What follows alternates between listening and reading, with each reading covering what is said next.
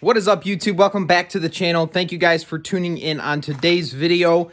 We are going to be jumping right in on our dually here, and we're going to be wrapping up some things on the front end here to get this axle swap complete and we can have four-wheel drive. So today's video is going to be all about bolting stuff back onto the frame, all the four-wheel drive stuff that we need. Should be able to possibly hang the axle from the frame at this point, so or at least by the end of this video. So that's kind of our goal for today, is to get everything bolted on. I'm going to go through some of the things that we had to get, and yeah, that's going to be today's project.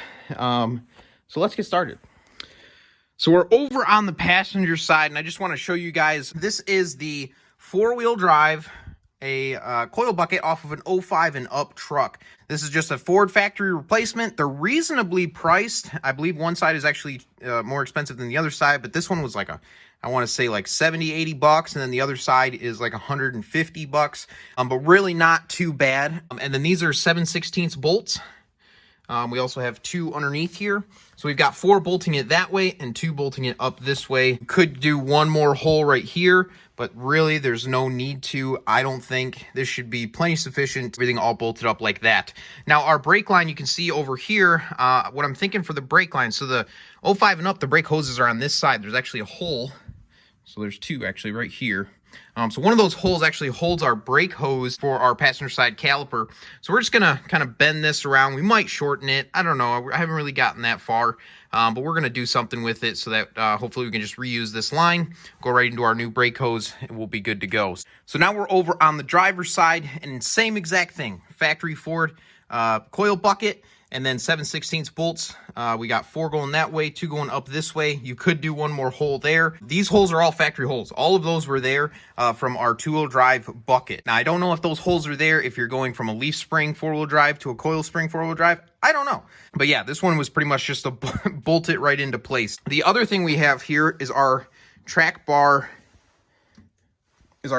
bracket down here. So a factory hole, let's talk about factory holes real quick. This was not a factory hole. This one was not a factory hole. The only factory hole that you're able to use is this one right there. That is the only factory hole you can use. So basically we put it in, and then we kind of tightened that up a little bit, and then we were able to raise this up, mark our holes. There is a factory hole, so you can actually see this coil bucket goes underneath the track bar bracket. There is a hole in this coil bucket already for that very bolt, but we had to drill it into our frame. Same thing with this front one here. And then we had to do 2 more over here. But we've got that completely bolted up and torqued down so that we can get our track bar installed to center our axle. Now, let's talk about our pitman arm here. You can see there's still some shards of metal. We did end up reaming that out to accept a 05, all the 05 steering.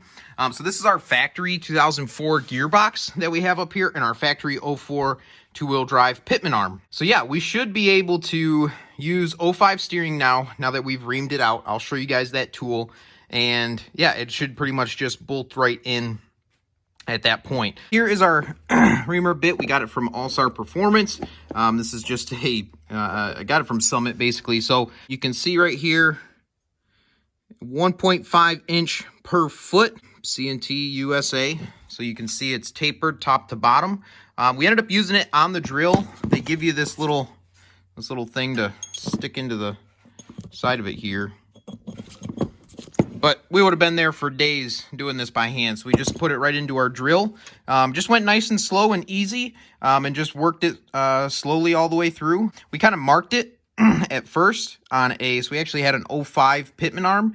So we were able to mark how far this tool went into it. And so we marked it, and then we drilled up to our tape line that we had put. So made it pretty simple. We're able to drill it to exactly how the 05 one is.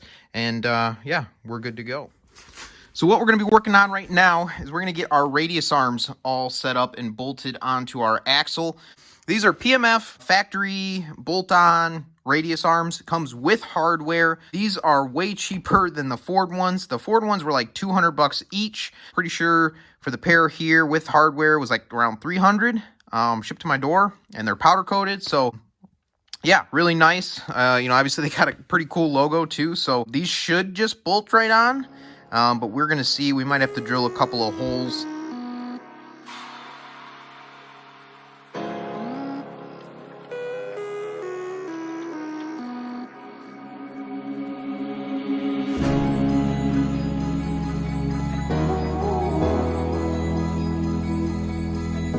Sometimes I think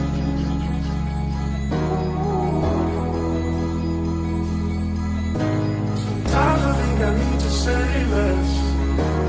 Hard to keep this weight above my chest.